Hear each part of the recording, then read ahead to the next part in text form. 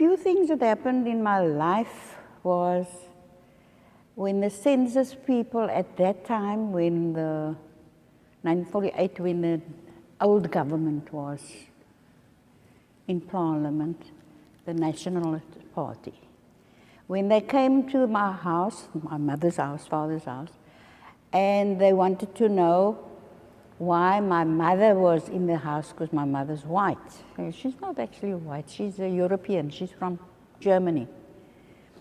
And it was the first time, I was 13 years old, but that was the first time I saw my father cry. And they wanted to know, they took a pencil, there was one guy, he took a pencil and he put it through our hair.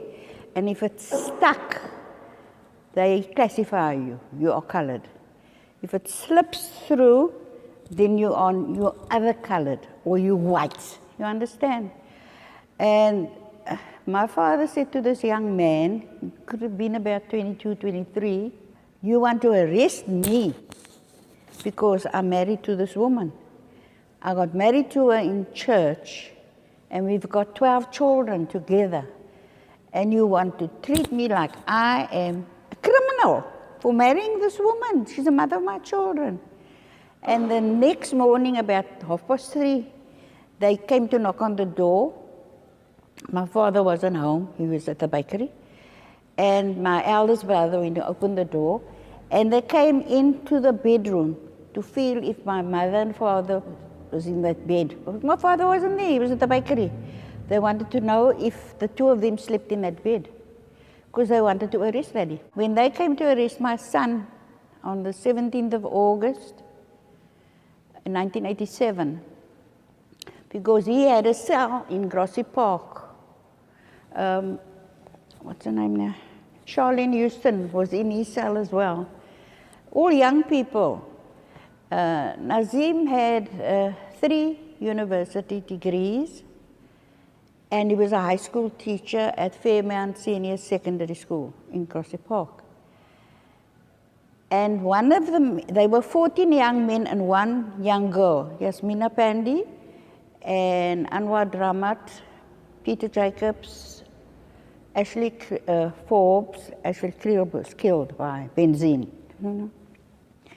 And the one boy, Clement Vikes, who was accused number 5, he had my son's telephone number on a piece of brown paper.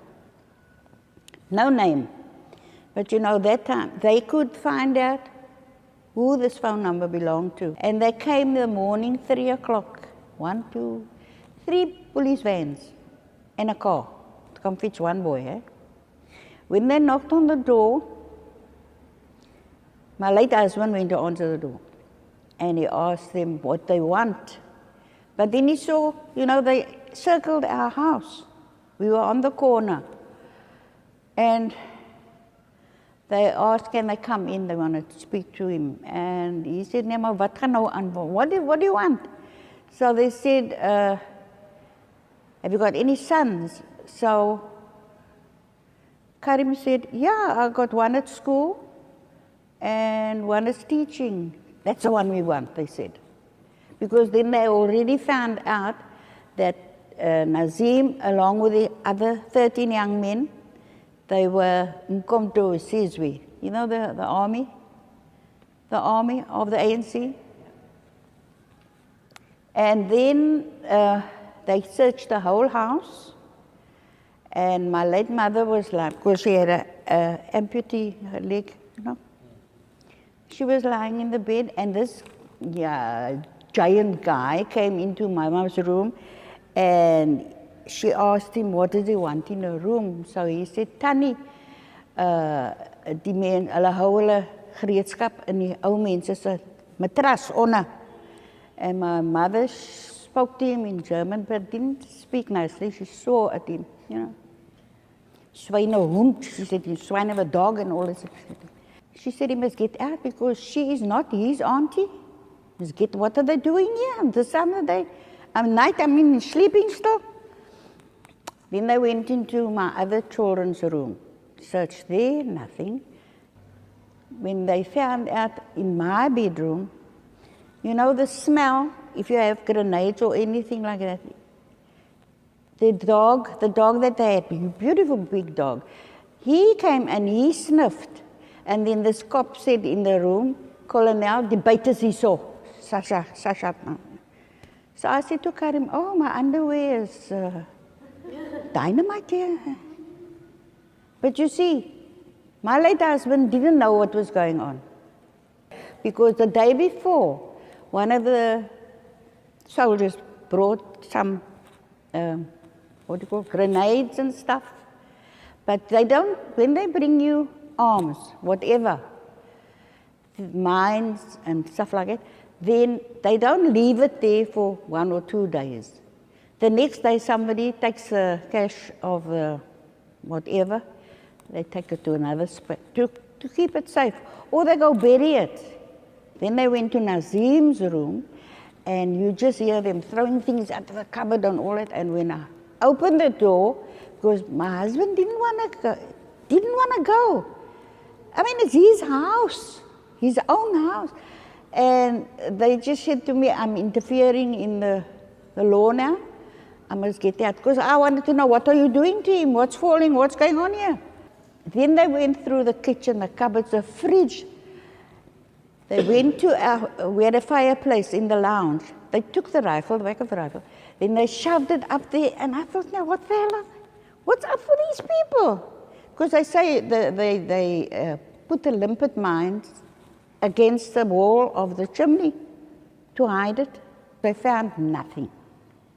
Because my son already took a few things to my daughter Shanaza's house to hide him. But it's with a Tupperware, you know. Came and they said they're going to take Nazim. So I said, where are you taking him? You found nothing, so where are you taking him? Because of my son being taken on the 17th of August, 1987, they had him under Section 29 for 3 months, where they tortured that boy. I mean, Nazim was a tall, strapping, handsome guy. You know, the things that they did, the security branch, I'm sorry, it's against my religion to hate and you must forgive. I can't. I don't class all of them the same, but I cannot forgive them for what they did to my boy. When they used to come up from the dock, now they're on trial, all the 14 guys and the one girl. The first time they came up, so Ashley was telling them when we come up, because they had chains, they weren't unchained. And there's 14 young men. So they all at the same time, they threw the chain onto the floor and it made a hell of a noise. I even got a fright, you know, with the noise. The magistrate sentenced them for contempt of court, 6 months. So they had to mix with the criminals on the grounds. Seeing that all the journalists from overseas were in South Africa because of Mandela's release, so I said to Cheryl, listen, I'm going to ask one of the comrades, because Peter Jacob's girlfriend was Karima, and I said to her father, can you get quite a few pieces of chain and padlocks? But I said to them, we made our arrangements there by the church, St. George's in Wales Street, on the side there, in the hall there. I said to them, listen, we can't walk up to Parliament because they're going to pick us up again. And that was the 4th time I was picked up, you know. We're going to pick a spot along Parliament. And you will put the chain around you and you will put the padlock, but we're not taking the keys. We're leaving the keys in St. George's, the hall. And then they came with a small van to come pick us up. But they had to go for a remand, a remand truck, big truck to load all it. And then they couldn't cut my chain, because I had my chain around my neck as a dog's chain, so the ketang. So they had to get somebody, a steel cutter, to come and cut. And he's struggling to cut this. And I'm just standing there, and the reporters, journalists from overseas, wanting to know why we're doing this. And I'm telling them, the people that in prison shouldn't be there. It's a security branch. They should be in prison.